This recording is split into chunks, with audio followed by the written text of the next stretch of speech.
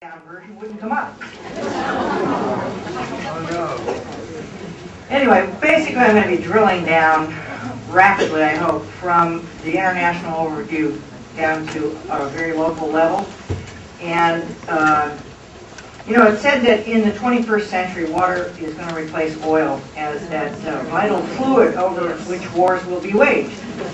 And our limited water supplies are challenged by many wild cards, as we know. Climate change, global warming, diminished snowpack, and unchecked population growth, among others. In doing the research for this presentation, I came across an interesting factoid. Rivalries over water have been a source of dispute since humans settled down to cultivate food. And even our language reflects these ancient roots. Rivalry comes from the Latin rivalis, or one using the same river as another.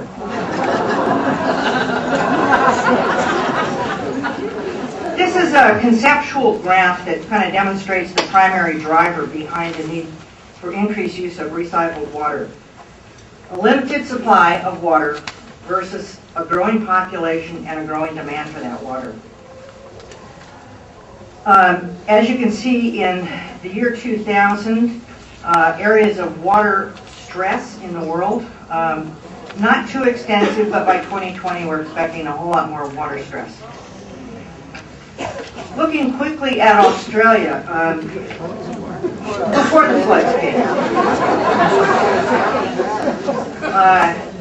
they were in different parts of Australia in multi-year extended drought situations, and Australia has gone gangbusters with putting in recycled water programs, including some that make those of us in California rather envious because they can go into residential settings, which is extremely limited in terms of that type of use allowed by the California Department of Public Health in California.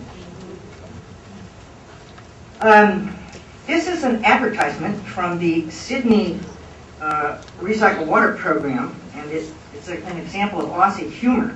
Some of you may have heard about toilet to tap and the yuck factor and all these challenges that we have to deal with recycled water. So the Aussies, they just kind of hit it head on and they say, it's your mind that's dirty.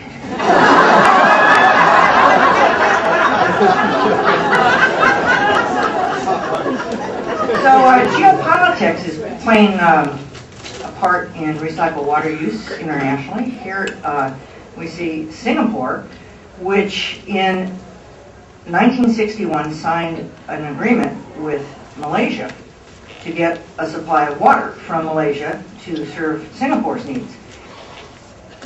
That agreement ends this year.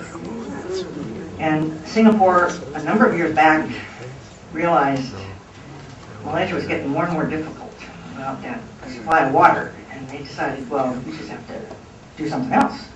So they decided to go to used water, recycled water. And they called their supply of used water new water supply. And it goes through an extensive process of purification, microfiltration, reverse osmosis, and ultraviolet light disinfection.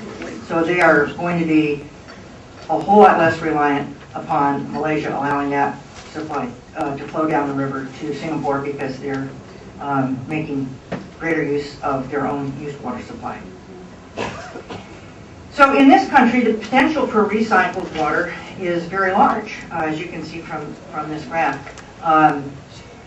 Only about less than 10% of the municipal wastewater effluent in the United States is currently recycled. So we have a very big potential. And currently, about 90% of water reuse occurs in only 4 states, which you see in gray: California, Arizona, Texas, and Florida. But a lot of other states are beginning to become much more active in recycling a water supply, as you can see from the blue states on the screen. These are some typical uses for recycled water. A lot of irrigation use, whether it be landscape or agricultural. Industrial and commercial use is another big one for recycled water. Down here you see a massive cooling tower at the Chevron Richmond Refinery that uses recycled water. There are a lot of environmental uses for recycled water, whether it be wetlands restoration or stream flow augmentation. Groundwater recharge is another big user, and augmenting potable water supplies in certain areas. A lot of benefits to recycled water. Clearly, it's a sustainable supply. It's a dependable and local supply. Depending on the source of the wastewater that is used to create the recycled water, it can be either drought resistant or totally drought proof.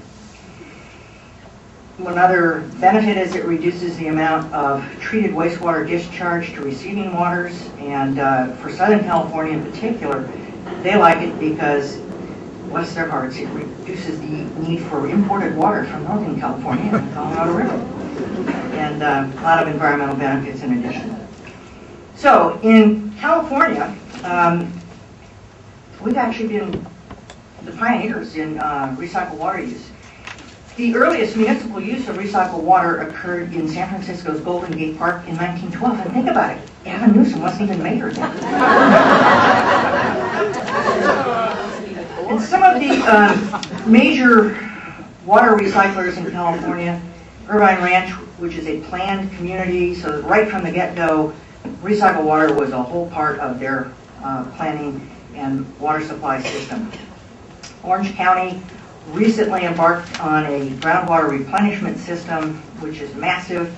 It's taking recycled water supply and totally overkilling in terms of treating it, injecting it back in the ground where eventually it will be drawn out and treated as part of the drinking water supply. And in the Bay Area, we have Delta Diablo, South Bay Water Recycling, and Santa Rosa all producing large amounts of recycled water for various uses. This is why EBMUD recycles water, among other ways that we diversified and tried to create a balanced water supply portfolio after the extensive short, severe drought of 1976-77. EBMUD, this is Pardee Reservoir, which is our major water supply source in the Sierra foothills. Normally the water flows into this tower and then goes into aqueducts that bring it into the Bay Area, but you can see it doesn't reach the tower anymore, and we had to put a little float down here, and what was left, I think we're sucking mud at this point, to pump that water up to get it into the aqueducts. The water level at this point is 121 feet below our spillway. And this was, I think, EBMUD's come to Jesus moment. And the water resources planner said, we can't be so reliant upon the water that we capture from Sierra snowmelt and going into Pardee Reservoir. We need to be taking steps to broaden our portfolio of supplies, and so that's what EBMUD did. We've been through, with our board of directors, 2 basic long-term water supply planning processes. One in the 1990s, which developed the water supply management program, in which the board identified that the goal that EBMUD would be recycling 14 million gallons of water per day by the year 2020. In the fall of 2009, the board adopted a new water supply management program, 2040, which identifies various portfolios of water supply for the district to get us to the year 2040. And in that WSMP 2040, the board increased the goal for recycled water use to 20 million gallons per day. So we're very happy we have a board that is so committed to recycled water as part of our supply. This is a map of EBMUD's 331 square mile service area, which covers portions of Alameda and Contra Costa County. It's a little faded looking, but it identifies various recycled water projects existing, under construction, and planned for the future in that WSMP 2040. EBMUD's wastewater service area is relatively small. It's only about 88 square miles, and we only have one project, one recycled water project, that we can use our own wastewater treatment plant for. Every other project we do, we have to partner with some other sanitation district or other entity that has a wastewater supply that has to be treated. So this shows you some of our existing users of recycled water. I want to talk a little bit about our most recent one that came online, and that is the Richmond Advanced Recycled Expansion, or RARE, water project, which we constructed on site at the Richmond Refinery, Chevron's Richmond Refinery, and it came online in July of last year. And I mentioned that Chevron is using recycled water in cooling towers. When you add up the cooling tower use of recycled water by Chevron and its Richmond Refinery with this RARE water project, which produces about 3.5 million gallons of water per day, 24/7, with the cooling tower use, which runs up to about 4 million gallons per day, or a little more or a little less, depending on the weather. That means that the total water needs at Chevron's Richmond Refinery, 60% of those water needs are being met now with recycled water. That essentially frees up about 7 to 7.5 or 8 million gallons per day of potable water for the benefit of all of all East Bay MUD customers within our entire service area. Another benefit of that, and it makes the folks at the West County Wastewater District very happy, is we're basically using all of the secondary effluent that district produces, which means there are certain times of the year when they will have zero discharge of treated wastewater to the bay. We have a couple of projects under construction. We have our San Ramon Valley Recycled Water project, various phases of that. We have, when we find some more money, our East Bayshore project will undergo some more construction as well. The WSMP 2040 identified some possible future projects, which will include expanding some existing ones. Hopefully we'll have a project with the ConocoPhillips refinery in Rodeo and some other parts of our service area. So just in concluding, let me say that the opportunities for recycled water are numerous as our population grows and as demand for water increases, and this is on an international scale as well as a local scale. Certainly in the United States, recycled water is growing, and for those of you who may be planners, I want you to make sure that recycled water is on your radar screen.